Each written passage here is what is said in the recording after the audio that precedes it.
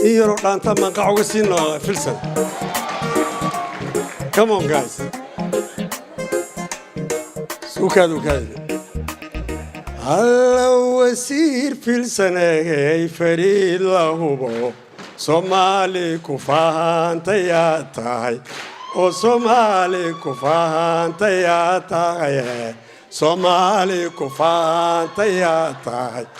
o Somali kufaan tayatay. Wazir fil sanagay farid lahubo, Somali kufaan tayatay. urur xubin oo la fahmay laakiin qadiyadu taagan yihiin ayaan ka wadaagnaa qadiyadaas anoo xeerinaya ayaan ururka garab istaagay xukuumadana waxaan ka sugayay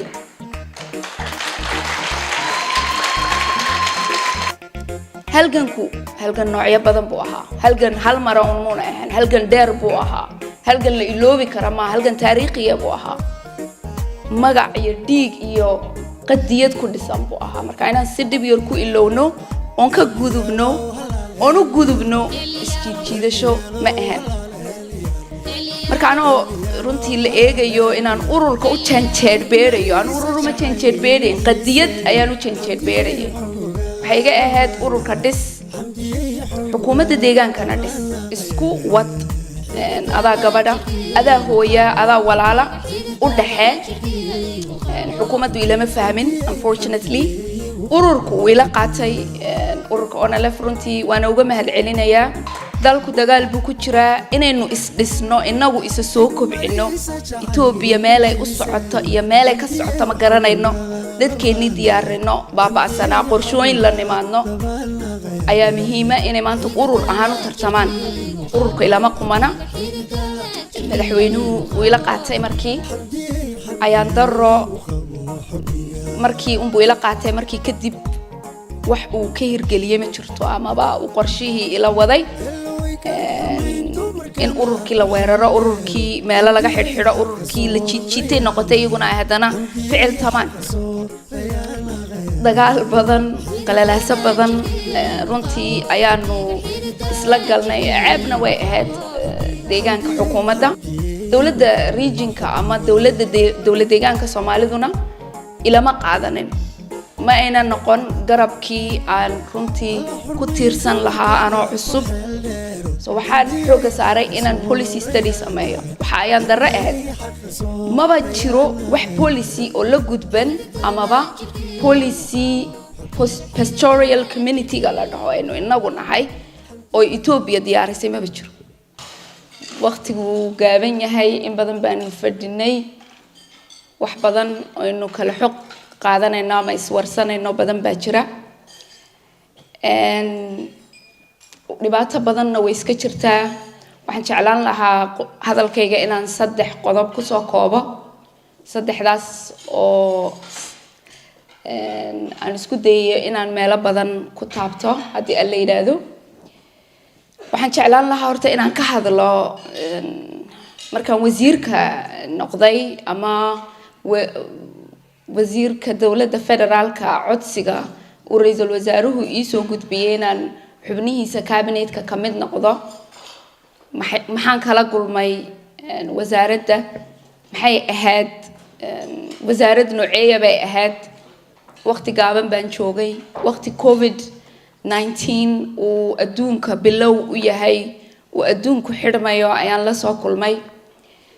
run ahaantii wax badan ma la dhaqaajin karin dhaqaale badan wasaaraddu maynan markaa haysan wasaaraddan la kulmayna wasaarad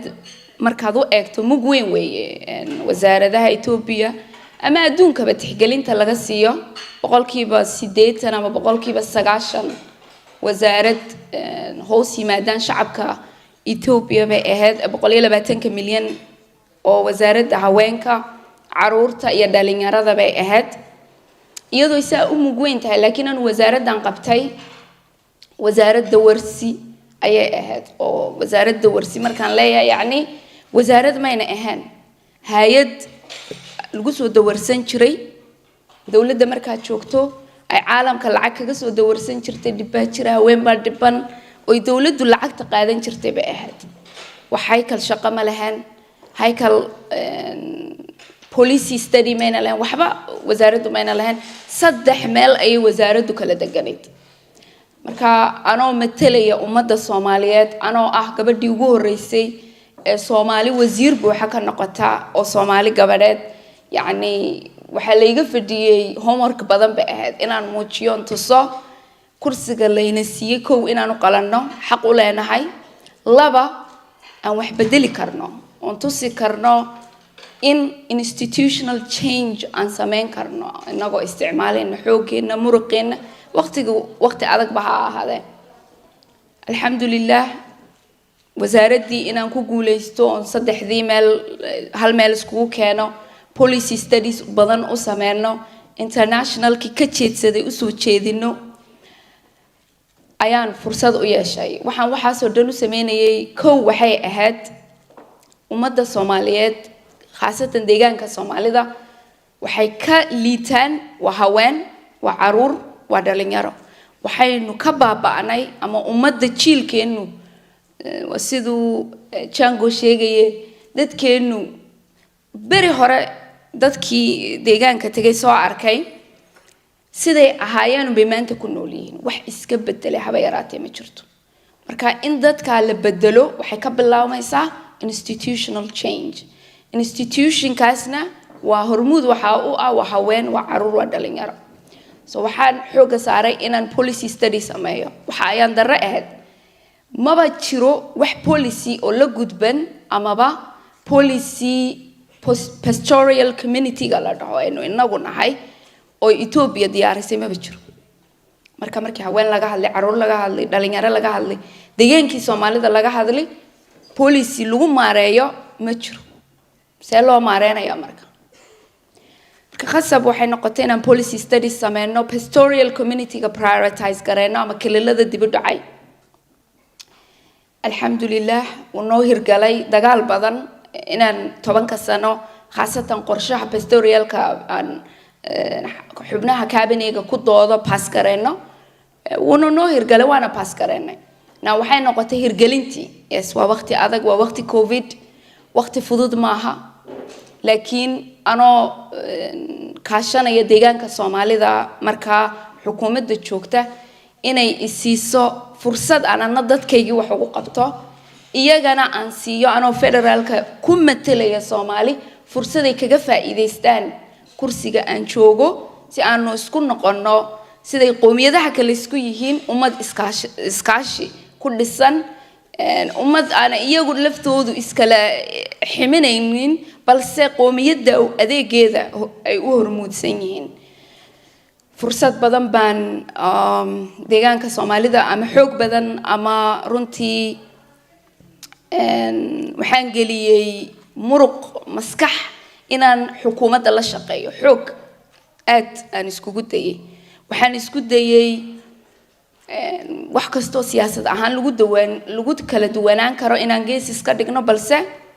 فرصة بان هيسنا دad wax bartay ayaa doorkan deegaankii u jooga federaalkii u jooga dadkii dib u dhacay bal aynu prioritize siino inagu aynu ka baxno adiga iyo aniga iyo iyaga iyo reerkan aynu noqono dad isku xidhan oo dadkii wax ka bedeli kara ayaan daro kuma guuleysan dawladda regionka ama dawladda deegaanka Soomaaliduna ilama qaadanin ما أنا نقول جربكي عن رنتي كتير سن لها أنا عصب أنا فدرال ككو عصب أنا وحبذن لقبان كرا يجونا قرشها وضع أي فولين كرام because أنا جو policy بندجنا حفيز أهان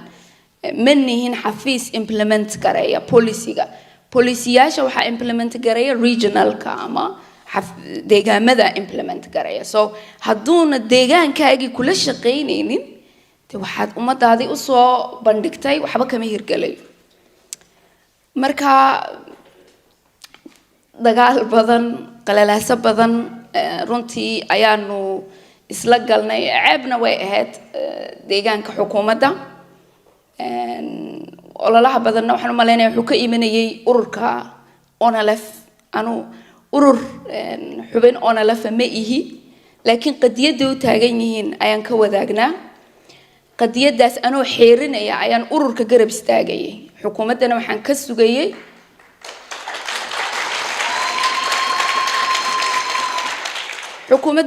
sugayay sidii la sheegay waa dadkeenu way daaleen ummadda Soomaalida deegaanku way daalan yihiin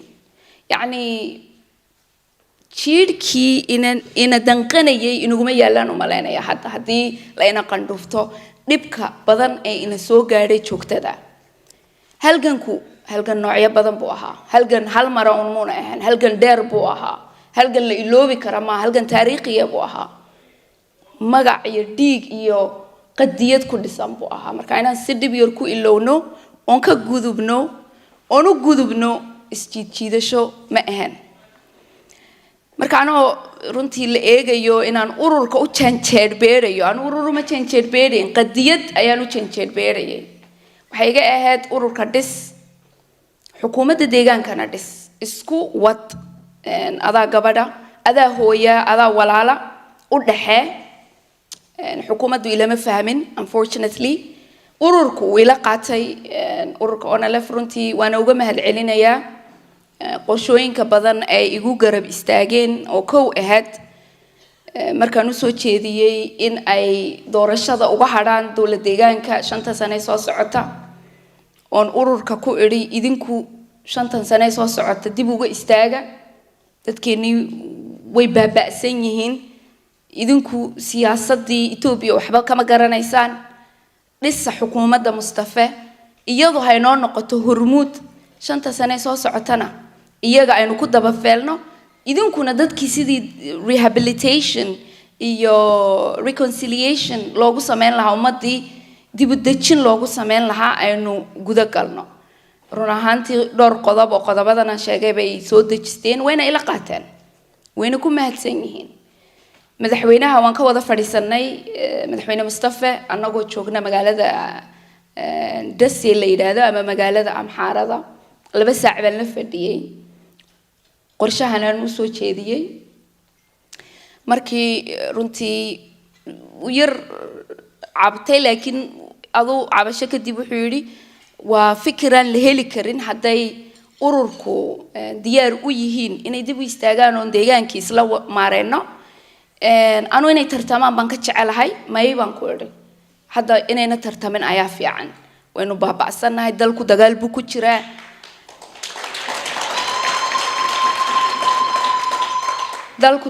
ku jiraa inaynu isdhisno inagu isa soo kobcino Itoobiya meelay u socoto iyo meelay ka socoto ma garanayno dadkeeni diyaarino baaba'sana qorshooyin la nimaadno ayaa muhiim ah inay maanta urur ahaan u tartamaan ururka ilama qumana madaxweynuhu wuu ila qaatay markii ayaan daro markii uu ila qaatay markii kadib wax uu ka hirgeliyay ma jirto ama ba uu qorshihii ila waday in ururkii la weeraro ururkii meel laga xidhxidho ururkii la jiitay noqotay iyaguna ay hadana ficil tamaan calay kulli xaal waxa ka qurux badneed inaanu markaa isla qaadano qodobka ahaa ururka inuuna tartamin in ururku uu noqdo urur dib u dejin isaga laftiisa loo sameeyo mayna dhicin ururku uu tartamay intii dambena isaga go'aansaday inuu ka hadho anu waan inii sheego urur ama xubin oo la fahmay markaan yaani hadalkan inii jeedinayo laakiin qadiyada guud iyo ururka maanta la yaqaanay caalamiga markaan leeyahay waxaan ogahay Itoobiya oo ka soo baxay waxaan ururka tusaale ugu soo qaadanayo waxyaalada badan in madaxweynaha ka wada hadalnay ururku waa urur aan ahayn yaani ku suntaneen qof iyo shakhsi waa urur weyn oo adduunka laga yaqaano waa urur run ahaantii halgan dheer soo galay yes way iswiiqeen iyagana waa la wiiqay ma diidayna taas qorshe xumo badan baa jirta laakiin in la isa saxo in wax badan la isku tanaasulo la isku dulqaato ayay ahayd waqtigii yaraa ee haysanay inuu ka faa'iideysan lahayn laakiin inaynu inagu isku soo noqonay sheekadeenu noqoto istaba jiid ma ahaan waxyaalada ugu badan deegaanka kala kulmay ha ahaato kala daanshaha shacabka ama ururka lagugu يعني urur baa taageeraysayo lagugu yar gacan riixi kasakow qorsho hadda markaad keento inaan qorshihii la fulin oo ah 6 safiir oo 6 wadanka kala socdo wadamada waaweyna ayaan geeyay deegaanka Soomaalida 6 safiir 6 qorshe wateen 6 qorshe markaan leeyahay yani wax hal maro ama project A oo qabanayaan maaha waa yani waa for example health caafimaadka education water and sanity يعني A to Z waxa qaadanayay Turkey Sweden Denmark Finland ayaa qaadanayay exactly Norway yes Norway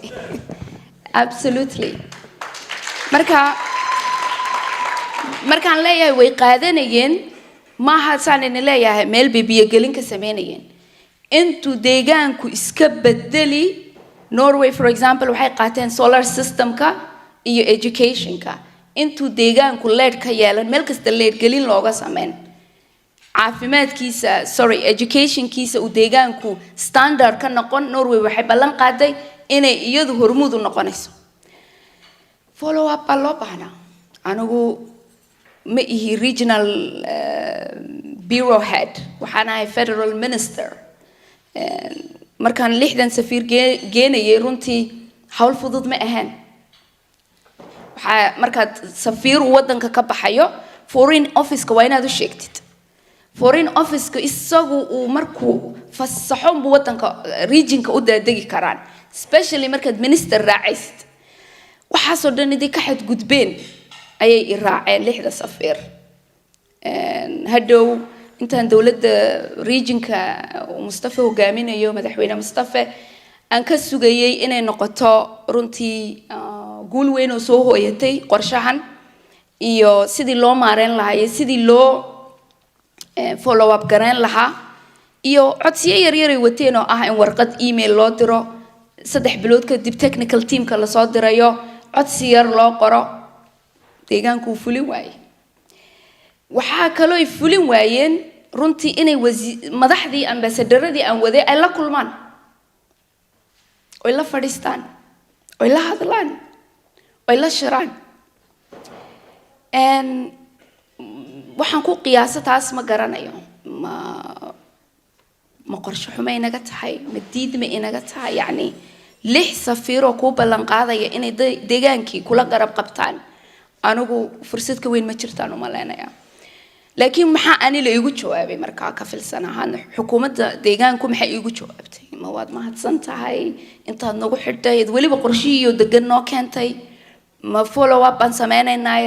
la soco mise waa lay dacway madaxweynuhu warqad buu qoray oo xisbiga PP u qoray uu ku leeyahay wasiiradu ma wasiirad federaal ba mise waa wasiirad region wasiiradu faragelin bay nagu haysaa in laga qabtaan doonayna xisbigu madaxdiisa ugu sareysa 3 ugu sareysa wiil Soomaaliya ku jira looma yeedhin laakiin 3 qoomiyad kale ayaa ii yeedhay qiimeen ila gashay igu dhalishay falkan ku dhaqaaqay inaan xigsanayo dadkayga inaan anigu federal minister ahay inaan Soomaalida mudnaanta siinayo inaan meesha la ii keenin Soomaali la ii keenay minister of Ethiopia aan ahay regionku inuu iga cabanayo uu leeyahay politically bay faragelin ugu haysaa marka inaan dib u istaago inay tahay regionka runtii aan wax prioritization siin karin amaba aan faragelin ku sameyn karin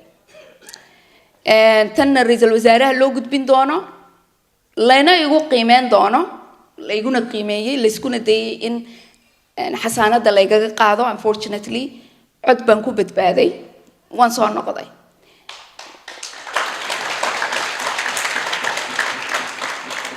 halka kuma daynin xisbigii waan istirnay waxaan ku idhaanu ama diida ama yaala laakiin kilalkaygu dib dhacsan yahay 100 sano kilalada kale ka dib dhacsan yahay intaan halkan fadhiyana been inii sheegi maayo mudnaanta waan siin ilaa oon arko kililka Oromada, kililka kililka Tigreega ama kililka Amxaarada, kililkaygo at least minimum la barbar dhigmay waan siin priority-ga. waxaan ugu jawaabay 3 week kadib haddana inaan baxo on World Bank kaxeeyo on qorshaha abaarta deegaankii u tagno. marka bilow weeye waa yani waxaan ka hadlayaa almost a year now on ka fadhiisano wasiirka biyaha qorshaha la isla dejiyo madaxweynaha qorshe badan la isla dejiyay meelo badan oo abaarta aan soo marnay inaad sawiradayda kulay waxaan sheegay sawiradayda ku aragteen ceelashiyo bilaabiya aan kor taaganahan soo sawirno. World Bank wuxuu ballan qaaday inuu projectiyo degdega abaartu maadaama soo sanadka soo socda ay dib badan keeni doonto in la dejiyo. xafiiska biyaha wuxuu ku yiri igu imaadisaaba qorshahaas aynu isla dejin isla wadaynaa. xafiiska biyuhu waa yahay buu yiri wax dabagala laguma sameeynin, wax follow up laguma sameyn. sidaa darteed waxay noqotay in abaarti maanta meeshaynu taaganahay abaar ka baxday noqotay macluul. marka qorshe xumo badan ayaa jirta haddaan halkan caawa istaagoon dhaho A iyo B iyo C ma dhammaanayno qorshe xumada jirta. in ficilka aynu ka baxnayno u baahannahay siyaasadda ficilka, siyaasadda xintamka, siyaasadda adiga iyo aniga waa inaan ka baxno. ummad qowmiyad kala wada jaanaynu meesha la tartamaynaa. institutional marginalization baa dadkeenna haysta. يعني أنا مركم فيدرال كده حستاجون بين أوجادي ده كيجو ماشي أنت حاسس سنكس وهالجميين إن هذا هالجنكودي بقونه أمقن و institutional marginalization حفيز كست أو فيدرال كيالا أو إثيوبيا كمليهن مثلات هشغاله كمليهن وحنقول أنا وزير كوركا كم مقدار أو for political tokenism بالليل هذا just for political tokenism لوجو قرحنا يا سومالي بتشوق لليه ماشي شقده كسعتي سومالي ما تشوق ماشي لو بعناينا ضد قلنا سومالي نوج ما تشرتو يو أنت سومالي كم تشرتو يو أنت وحما قعوضة وطن كام قعابة يو أن شقالة بدني أيو ذا سومالي نوج ما تشرتو كمان موقنا so وحين لنا هيبة وسيدنا قل كنا إنه هذا كحل لنا وإيكو تشامبر جدار كنتو جدار كانوا ما بعرف يا أنا مقليا ما ده حدا إنه فريسي سنة إنه قمنا فريسني وانا لكاني شخصي أفرديا شخصي يقولوا يسجن نفتي سوفرديا وانا أمد دام تلادي ده كوئمن دنقنين رنتي أندري منين نبكى دت كنا هايستا إيو محام prioritize قرينا هذا ناي سومالي مضحى institutional marginalization كان كبحنا أو حفيز كاستقف سومالي ينجينا أو سومالي بنشقالت سينا دلنا رأينا كبرنا حفيز يدا ما نجي يقلا يقبيل ينعب أن لو بحنا إن قد إحنا شيء بندوينا حكين كبلاونا مركا وحلو بهني هاي يعني إن ندبوا يستأجنوا وحلو بهني قرشين بدن وحلو بهني وضع تشي بدن وحلو بهني هاي سيدات بدن بعوا كديدين سومالي نمو أيلو بهني هاي سومالي نمو أبا أيلو بهني هاي من نمو أبا أيلو بهني هاي قف كرسيجا لوسينا يإنه political tokenism كبوحيو أما قف شخصي دم فلين يلا كانوا وما بحنين خاصة سومالي مانت وما بحنا وندلنا سانيني شاقي قندوفة لينا قندوفة مدري منه صدّن سنة أيوه نقول سعودي مانت تقرأ وحكوا السعودة لكن يجو حال سنة وكو السعودة الدون كمالا لوجا يستاجن متشرو why because institutional marginalization iyaga ma hayo xafiis kasta dad baa u jooga adduunka wargelinaya waxa uga jira UN-ta dad baa uga jira African Union dad baa ugu jira safaaradaha Ethiopia dad baa uga shaqeeyo ugu jira inagu kuma lihin so waxaan dhahno is them against us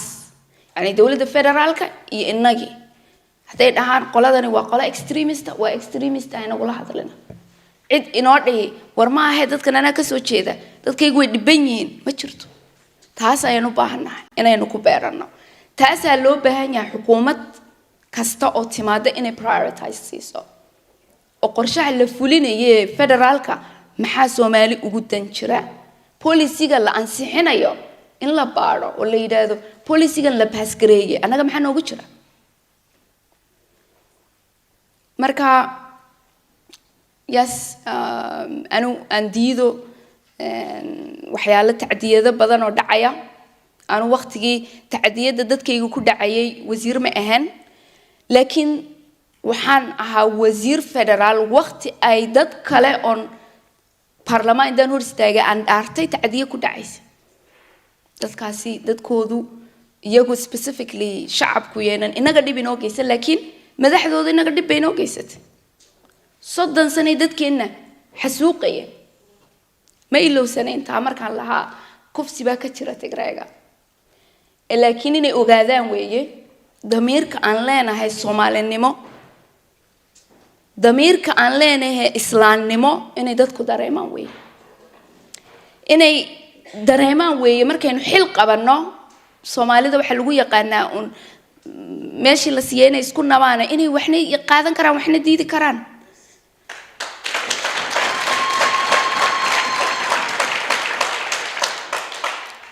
inaan aanu meesha uma tagin ishi iyo guul wadayn uma tagin ishi wad garanaysan baan walaan shi waha iyo guul wadayn anigu meesha uma tagin haddaanan dadka la sinaanayna xilkaasi xilkaygii ma xilkayga wuxuu noqon karaa marka dadkayga la simo dadkayga la muujiyo inay dadka la siman yihiin kala qoomiyadaha kale marka la siiyo mudnaanta ay dadkaygu leeyihiin institutional marginalization kana lagu hayo systematic way markaan ka hadli kare la ii buuxin karo kootadaydaas markaas aan anigu wasiir noqon karaa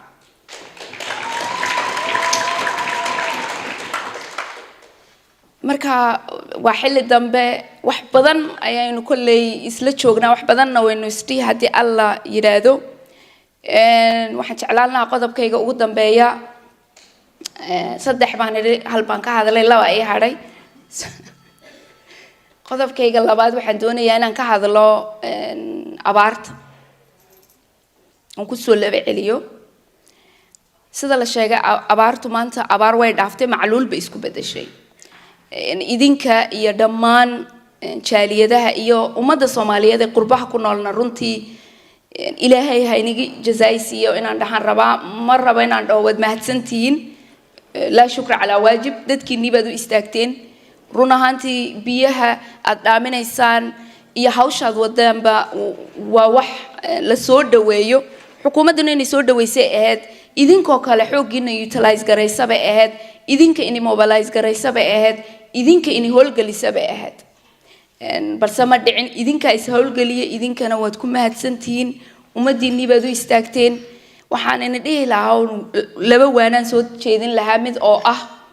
idinkoo Soomaaligayga u yar dulqaadanaya ta koobaad waa inaad waxa loo aruurinayaa waan maqlay kareer iyo ka ka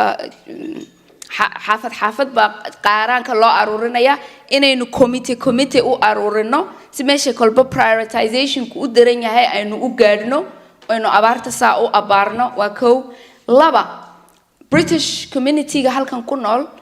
British Muslim Council is one of the largest councils in the world inaad ku xidhnaataan inaad isku xidhaan oo abaarta gaadhsiisaan oo u sheegtaan dad iyagoo kala oo muslim inay rafaadsan yihiin hay'adaha halkan ka jira inaad wargelisaan inayna noqolayso abaabulkiinu jeebkiina kaliya because jeebkiina idinkiiba dad shaqaysta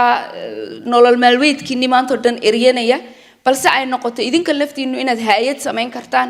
hay'adda dadkii ugu adeegi kartaan dadkiina aad ku badbaadin kartaan because hay'addu wax badan bay qaban kartaa especially in the UK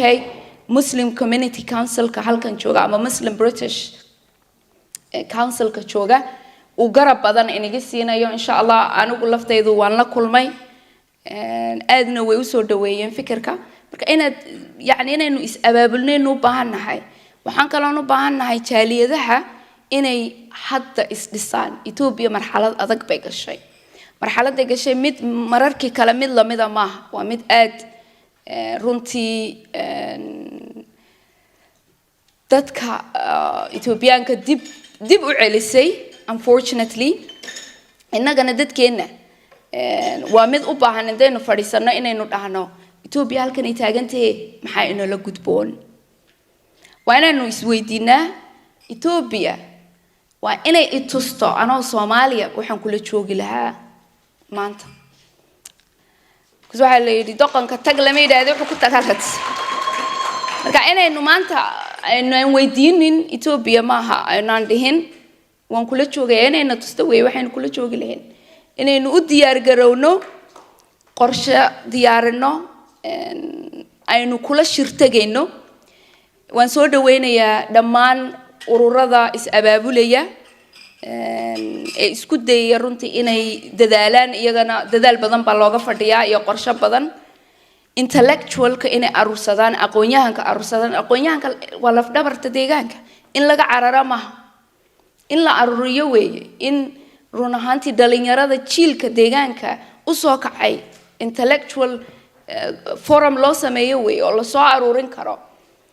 I hope inaan taanaguna aanu dadkii sameyn lahaa noqono hadii alla noo igmado waxaan kaloon ku soo dhameyn lahaa dardaaran ummadda Soomaaliyeed meel kastoo joogto dal iyo dibadba inaynu maanta xaaladda uu deegaanku ku jiray abaarta aynu qorshe ula nimaadno waxaan kaloon dardaaran diri lahaa inaynu noqono ummad ka baxda qabiil iyo qolo waxaynu hardan siyaasadeed kula jirnaa waxaynu hardan siyaasadeed kula jirnaa 120 milyan oo qoomiyado kala oo intaas oo sano ku dulmaneen ma dulmadayaal baynu weligeena ahaanayna mise inaga hormuudinayna iyagayba hormuudin karnaa baan aanu aaminsanahay hadaynu inagu ismaamulno marka waqtigii waxa loo baahnaa dadkeenu ay istaagi lahaayeen tashan lahaayeen aynu reer iyo qolo hoose iyo waxaan loo baahneen aynu ka bixi lahayn run ahaantii Soomaalinimo aynu u istaagi lahayn iskuna abaabuli lahayn I hope dhalinyarada badan oo caafimaad qabtaa jirta inay tahay la wadaagi igulana istaagi inaynu Soomaalinimo isku abaabulno xaq iyo xaquuq iyo wixii Ethiopia inaga maqnaaba aynu ku soo dhacsan karno ururada jirana runtii la taageero wala dhalinyarada hadda la baxday sixida PP ha noqoto ururka ona la fan noqoto qof kastaba wuxuu taageeri karo bal in moral la siiyo dadkii isku yimaadaan coalition bay wadaan ururadu anataana waan bogaadin iyo dhirigelin baan u soo jeedinayaa iyaga laftoodu markaan dhirani siinayo ma aha 100% way saxsan yihiin laakiin inay iska sii usha waxa loogu dhuftaa baa la yiri faraska inuu jeedasho ka sii dheereeyo marka waxaan leeyahay uu dheereeya xukuumadda Mustafa uu hogaaminayna waxaan leeyahay waqti maanta la iskala guro ma taagnin ummadeenu waqti iyaga lagu mashquulo ma taagna waqti adag bay dalku maraya inuu dib iskugu noqdo inuu isagu isqiimeeyo waa la criticize gareen waa sida la sheegay marka madax noqoto waa inaad u diyaar garowdo wax kasto kugu soo dhacaya inaad ka danqato ma in ay noqoto xukuumad ummadda isku keeni karta markasta waana la garab taagan yahay toosin baa la garab taagan yahay laakiin hadii loo qaato sida khaldan waa dhibaato anigu insha Allah wixii ila gudboon ummadayda u qaban karo karaankayga ka garan maayo ama wasiir la'aanba waanan abaabulada iyo taageerida iyo garab istaagana ummadda Soomaaliyeed waan u waday idinkuna waad ku mahadsantihiin sida sharafta leh adigu qiimeyseen idigu sharafteen idigu soo dhaweyseen الله هين الشرفة بالله يا هاي السلام عليكم ورحمة الله وبركاته